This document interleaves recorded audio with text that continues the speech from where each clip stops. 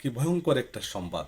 আকাশ কিন্তু বিষাক্ত হয়ে গেছে, কালো মেঘের ছায়া, এমনকি বৃষ্টি পড়ছে, যেগুলা বিষাক্ত বৃষ্টি পড়ছে, কালো বৃষ্টি পড়ছে, মারাত্মকভাবে আক্রমণ করছে, করার পরে ওই তেলগুলো আকাশে চলে গেছে, বাষ্প হয়ে আকাশ থেকে আবার নিচের দিকে পড়তেছে বৃষ্টির মতো ফোঁটা ফোঁটা, যেগুলা মারাত্মক দুর্গন্ধ।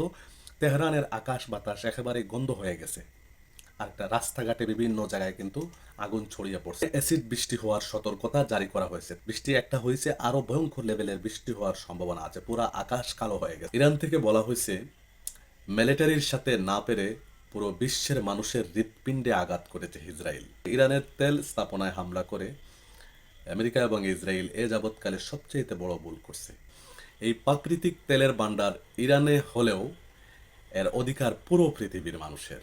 ট্রাম্পের জ্বালানি মন্ত্রী জানিয়েছেন যে ইরানের তেল স্থাপনায় আমরা আক্রমণ করিনি। পুরো পৃথিবীর মানুষের হৃৎপিণ্ড কি দেখেন, এই প্রাকৃতিক তেলের ভান্ডার ইরানে হলেও এর অধিকার পুরো বিশ্বের মানুষের।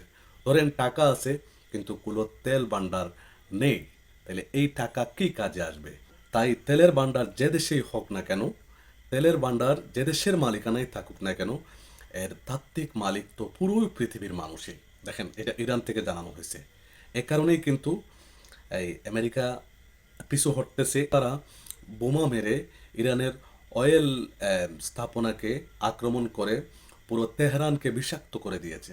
বুঝেন, যেখানে আক্রমণ করছে পুরো তেহরান, কিন্তু আপনারা দেখেছেন বিভিন্ন নিউজে, আমি অসুস্থ ছিলাম, নিউজটা করতে পারি নাই। পুরা আকাশ কিন্তু বিষাক্ত হয়ে গেছে। এই বৃষ্টি কেন হয়েছে? অর্থাৎ তেল স্থাপনায় আক্রমণ করার পরে, মারাত্মকভাবে আক্রমণ করছে, করার পরে ওই তেলগুলো আকাশে চলে গেছে, বাষ্প হয়ে আকাশ থেকে আবার নিচের দিকে পড়তেছে বৃষ্টির মতো ফোঁটা ফোঁটা, যেগুলা মারাত্মক দুর্গন্ধ। তেহরানের আকাশ বাতাস একেবারে গন্ধ হয়ে গেছে। আর একটা রাস্তাঘাটে বিভিন্ন জায়গায় কিন্তু আগুন ছড়িয়ে পড়ছে। পৃথিবীর একটি মাত্র দেশ ইসরায়েল পৃথিবীর প্রায় অর্ধেক মানুষের এই তেল ভান্ডার কেড়ে নিচ্ছে। আফসোস, মানবতা এখন কোথায় গেল? এটা ইরানের একটা গণমাধ্যম এবং একজন সাংবাদিক, বড় লেভেলের একজন সাংবাদিক বলেছেন। অর্থাৎ অর্ধেক পৃথিবীর মানুষের হৃৎপিণ্ড ইরানের তেল ভান্ডার, এখানে আক্রমণ করা হয়েছে।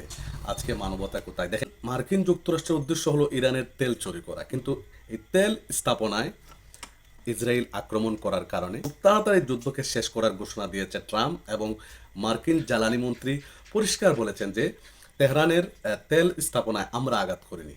মানে বিষয়টা বুঝছেন, তাদের উদ্দেশ্য ছিল তেল চুরি করা। এখন এখানে যদি আঘাত করে ধ্বংস করে দেওয়া হয়, তাহলে তো আর তেল চুরি করা হলো না। তেল ভান্ডার যদিও ইরানের, কিন্তু এটা সমস্ত পৃথিবীবাসীর হৃৎপিণ্ড। আমাদের ভান্ডার হলেও একক আধিপত্য বা মালিকানা আমাদের নয়, এটা সমস্ত পৃথিবীর ভিতরে আমরা বিলিয়ে দেয়। সমস্ত পৃথিবীর মানুষ এই তেলের অধিকারী। এখানে হামলা করছে ইসরায়েল, সুতরাং এটা মারাত্মক অপরাধ করছে। ট্রাম্পের উপদেষ্টা যারা আছেন, ওনারা বিভিন্ন রাস্তা খুঁজতেছেন এই যুদ্ধটা কিভাবে শেষ করা যায়। অলরেডি ট্রাম্পের উপদেষ্টারা ট্রাম্পকে বলেছেন যে আপনি এই যুদ্ধ এখনই বন্ধ করুন। তার মানে বুঝতে পারতেছেন, ফাইসা গেছে। এদিকে নেতানিয়াহু নাই, কার জন্য যুদ্ধ করবে? ট্রাম্পের আব্বা নেতানিয়াহু যেহেতু নাই, কোনো খবর পাওয়া যাইতেছে না, নাই, কার জন্য যুদ্ধ করবে?